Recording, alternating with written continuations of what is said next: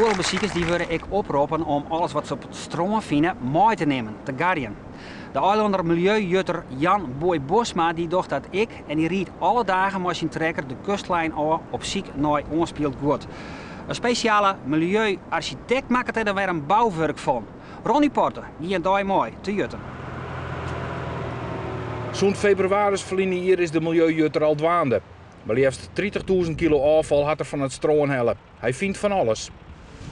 Ja, een computer bijvoorbeeld, televisie, toestellen, complete koelkasten, natuurlijk buitenwerking. Maar ja, eigenlijk tref je van alles aan. Je kan zo gek niet bedenken. Alles wat je maar bij een vuilnisbelt kunt bedenken, kun je hier aantreffen. Ja. Ik verbaas me eigenlijk wat dat betreft nergens meer over. En er is nog een bruinvis aangespoeld? Ja, nou, eergisteren meen ik een bruinvis aangespoeld. Die is afgeleverd bij ons station, inleverstation. En het was een jonge bruinvis, de navelstreng ging er nog aan. Dus, en de waddenvereniging is erbij geweest om te determineren en te begraven. Vrijwilligers om mooi te helpen binden net een soort. Wat wij mooi rieden er maar in.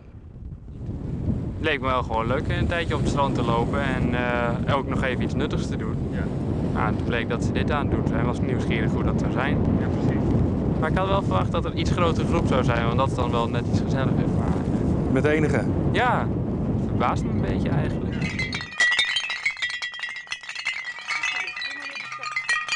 Van het sammelen afval maakt Danny Oudendijk afvalarchitectuur. En eens kan alles wel op een nijbroek worden.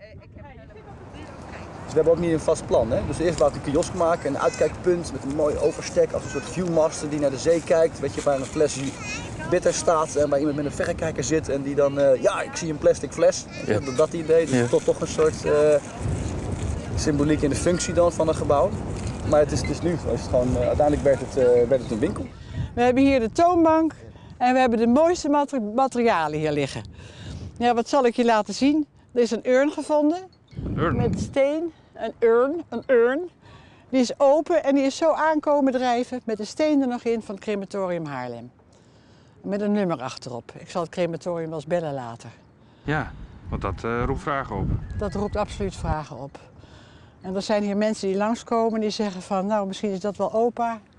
En dat heeft nog de vormen van oma. En er worden zelfs oefengranaten naar het centrum van Herkenbroek gebracht. Er zit goud in. Ja, je kan natuurlijk ook dit soort dingen doen. Mijn taak is eigenlijk een één groot beeld maken van wat alle mensen vinden op het strand. En in die zin is het ook niet echt jutten, want we vragen mensen eigenlijk om de niet waardevolle dingen mee te nemen van het strand. Dus dat zijn eigenlijk dingen die een negatieve waarde vertegenwoordigen, zoals voornamelijk eigenlijk alle plastics. Ja. En ik ben architect, ik ben afvalarchitect, dus ik werk met afval.